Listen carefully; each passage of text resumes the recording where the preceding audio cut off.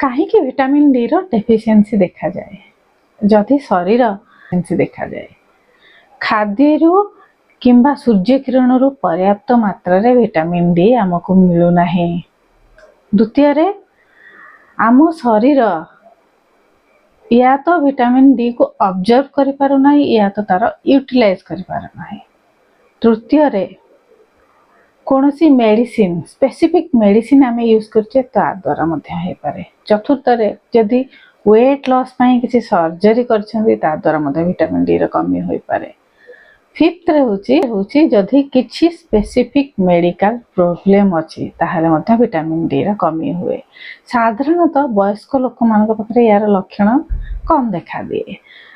Dark colour मानक मध्य यह affect करि थाए। तेणु विटामिन डी रो कमी जानिया परे आमे ट्रीटमेंट करबा जरूरी।